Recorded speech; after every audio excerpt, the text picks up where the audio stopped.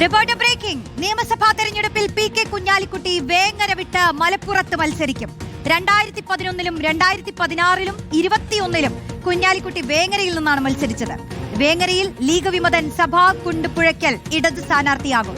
കഴിഞ്ഞ തവണ സ്വതന്ത്രനായി മത്സരിച്ച സഭ 11,255 വോട്ട് പിടിച്ചിരുന്നു.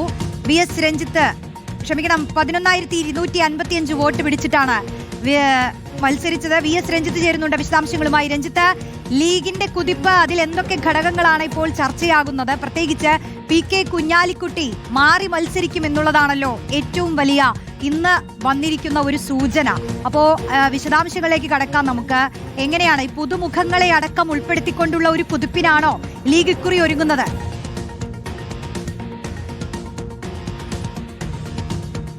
റോഷ്നി, ആദ്യത്തെ ഭാഗം കുഞ്ഞാലിക്കുട്ടിയുടെ മണ്ഡലമാറ്റം തന്നെയാണ്. പ്രത്യേകിച്ച് വേങ്ങര എന്ന് പറയുന്നത് കുഞ്ഞാലിക്കുട്ടി രജിസ്റ്റർ ചെയ്യപ്പെട്ട മണ്ഡലമാണ്. എന്ന് പറഞ്ഞാൽ പുതുപ്പള്ളിയിൽ ഉമ്മൻചാണ്ടി പോലെ, ഹരിപ്പാട് രമേശ് ചെന്നിത്തല പോലെയൊക്കെ കുഞ്ഞാലിക്കുട്ടി സ്ഥിരമായി മത്സരിച്ചുകൊണ്ടിരിക്കുന്ന, കുഞ്ഞാലിക്കുട്ടിക്ക് അറിയാവുന്ന, കുഞ്ഞാലിക്കുട്ടിയുടെ വീടും നാടും ഒക്കെ ആയിട്ടുള്ള മണ്ഡലമാണ് വേങ്ങര. ആ വേങ്ങര വിട്ട് കുഞ്ഞാലിക്കുട്ടി മലപ്പുറത്തേക്ക് മാറാനുള്ള നീക്കം നടക്കുന്നു എന്നുള്ളതാണ് ഇപ്പോൾ ലീഗ് വൃത്തങ്ങളിൽ നമുക്ക് ലഭ്യമാകുന്ന വിവരം. അതിൻ്റെ പ്രധാനപ്പെട്ട കാരണം എന്ന് പറയുന്നത്, കഴിഞ്ഞ തവണ കുഞ്ഞാലിക്കുട്ടി നല്ല ഭൂരിപക്ഷത്തിലാണ് ജയിച്ചത്. ഇത്തവണ തദ്ദേശ സ്വയംഭരണ തെരഞ്ഞെടുപ്പിൻ്റെ റിസൾട്ടിലും ലീഗിനും ഒക്കെ വലിയ ഭൂരിപക്ഷവുമുണ്ട്. പക്ഷേ കഴിഞ്ഞ തവണ സ്വതന്ത്രനായി മത്സരിച്ച ലീഗ് അനുഭാവിയായിട്ടുള്ള സഭാ കുണ്ടുപുഴയ്ക്കൽ ഇത്തവണ ഇടതു മുന്നണിയുടെ സ്ഥാനാർത്ഥിയായി എത്തുന്നു എന്നുള്ളതാണ്. അതിലേറ്റവും പ്രധാനപ്പെട്ട കാര്യം, സഭ കഴിഞ്ഞ തവണ സ്വതന്ത്രനായി ഒറ്റയ്ക്ക് പാർട്ടിയുടെ പിന്തുണ ഇല്ലാതെ മത്സരിച്ചപ്പോൾ തന്നെ 11,255 വോട്ടുകൾ പിടിച്ചിട്ടുണ്ട്. CPM-ന് ഇടതു മുന്നണിക്ക് അവിടെ ഏകദേശം 39,785 എന്ന് പറഞ്ഞാൽ 40,000-ത്തോട് അടുത്ത വോട്ടുകളുണ്ട്. ഈ ഇടതു മുന്നണിയുടെ വോട്ടും സഭാവിൻ്റെ വ്യക്തിപരമായ വോട്ടുകളും ചേർന്നാൽ ഒരു വലിയ വോട്ട് കണക്കിലേക്ക് എത്തിയാൽ അത് ഒരുപക്ഷെ കുഞ്ഞാലിക്കുട്ടിയുടെ ഭൂരിപക്ഷത്തെയെങ്കിലും ബാധിക്കാനുള്ള സാധ്യതയുണ്ട്. ഒരുപക്ഷെ വലിയ ഓളമുണ്ടായാൽ അത് കുഞ്ഞാലിക്കുട്ടിയുടെ പരാജയത്തിലേക്ക് മാറാനുള്ള സാധ്യതയുമൊക്കെ മുൻകൂട്ടി കണ്ടുകൊണ്ടായിരിക്കണം ഒരുപക്ഷെ വേങ്ങരയിൽ നിന്ന് മലപ്പുറത്തേക്ക് മാറാനുള്ള തീരുമാനത്തിലേക്ക് പി.കെ. കുഞ്ഞാലിക്കുട്ടി എത്തുന്നത്. അദ്ദേഹം ഏതായാലും കേരളത്തിൽ UDF-ന്റെ താരപ്രചാരകനായി എല്ലാ മണ്ഡലങ്ങളിലും നടന്ന് പ്രചരണം നടത്താനുള്ളതാണ്. അതുകൊണ്ട് അദ്ദേഹത്തിന് സ്വന്തം മണ്ഡലത്തിൽ പ്രചരണത്തിന് കുറഞ്ഞ സമയമേ കിട്ടൂ. അപ്പോൾ അതുകൊണ്ട് ഒരു ടൈറ്റ് മത്സരം നടക്കുന്ന, ഒരു ഫൈറ്റ് നടക്കുന്ന മണ്ഡലത്തിൽ നിന്ന് മാറാം എന്നുള്ളതായിരിക്കാം മലപ്പുറം പോലെ ലീഗിൻ്റെ കുത്തകയായിട്ടുള്ള മണ്ഡലത്തിലേക്ക്. വേങ്ങരയും ലീഗിൻ്റെ കുത്തക തന്നെയാണ്, പക്ഷേ കുറച്ചുകൂടി ഉറച്ച മണ്ഡലം എന്ന തരത്തിൽ മലപ്പുറത്തേക്ക് കുഞ്ഞാലിക്കുട്ടി മാറാൻ വേണ്ടി നീക്കം നടത്തുന്നത്.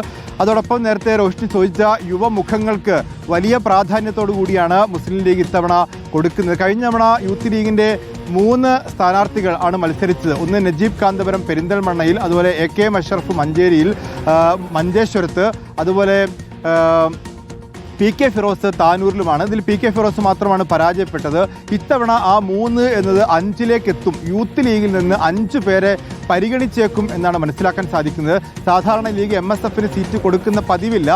സി മമ്മൂട്ടിയാണ് MSF-ന് ഏറ്റവും ഒടുവിൽ 1990-കളിൽ മത്സരിച്ച് അദ്ദേഹം കൽപ്പറ്റയിൽ പരാജയപ്പെടുകയും ചെയ്തു. അതിനുശേഷം MSF-ന് സീറ്റ് കൊടുത്തിട്ടില്ല. ഇത്തവണ 5 പേർക്ക് സീറ്റ് കൊടുക്കുമെന്ന് പറയുന്നു. അതിൽ ഫൈസൽ ബാബു ഉണ്ട്, TP അഷ്റഫ് അലി ഉണ്ട്, PK നവാസ് ഉണ്ട്, അതുപോലെ മുജീബ് ഖാഡേരി ഉണ്ട്.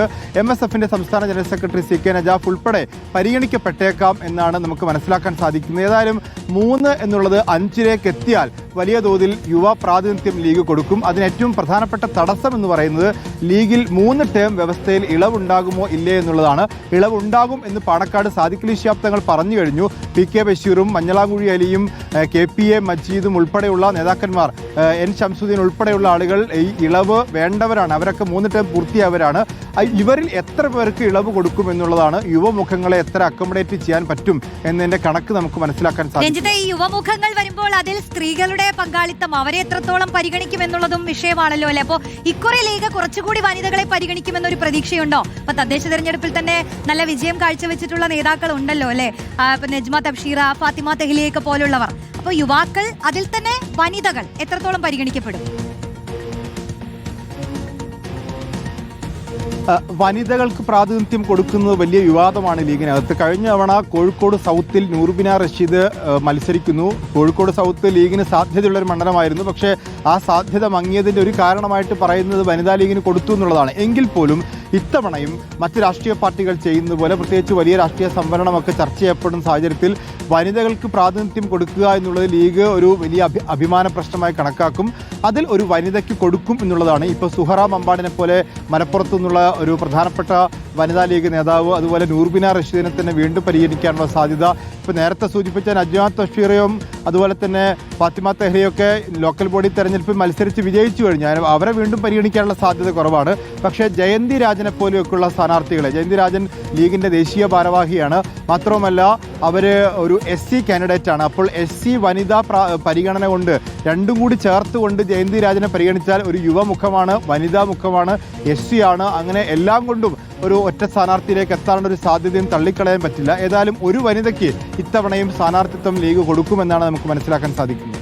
ഓക്കെ, VS രഞ്ജിത്താണ് വിശദാംശങ്ങൾ നൽകിയത്. അപ്പോൾ ഇക്കുറിയും നിയമസഭാ തെരഞ്ഞെടുപ്പിനെ മുന്നിൽ നിന്ന് നയിക്കുന്നത് PK കുഞ്ഞാലിക്കുട്ടി തന്നെ ആയിരിക്കുമെന്ന് സാദിഖ് അലി ശിഹാബ് തങ്ങൾ പോലും കഴിഞ്ഞ ദിവസം പറഞ്ഞതാണ്. PK കുഞ്ഞാലിക്കുട്ടി ഏത് മണ്ഡലത്തിൽ നിന്ന് ഇറങ്ങുമെന്നുള്ളതാണ്, അത് മലപ്പുറത്തായിരിക്കുമെന്നുള്ള സൂചനകളാണ് നമുക്ക് മുന്നിൽ നിൽക്കുന്നത്. കൂടാതെ തന്നെ പുതുമുഖങ്ങളെയൊക്കെ ഉൾപ്പെടുത്തിയുള്ള ഒരു കുതിപ്പിനാണ് ലീഗ് ഒരുങ്ങുന്നത്. അതിൽ തന്നെ എത്രത്തോളം യുവ പ്രാതിനിധ്യം, വനിതാ പ്രാതിനിധ്യം എന്നുള്ളതൊക്കെ ചർച്ചയാണ്. പ്രത്യേകിച്ച് വനിതാ ലീഗിന്റെ നേതൃസ്ഥാനത്ത് നിന്നുള്ളവർ തന്നെ മത്സരിക്കാൻ ഇറങ്ങുമോ എന്നുള്ളതൊക്കെ നമുക്ക് കാത്തിരുന്നു തന്നെ കാണാം. VS രഞ്ജിത്താണ് വിശദമായ വിവരങ്ങൾ നൽകിയത്.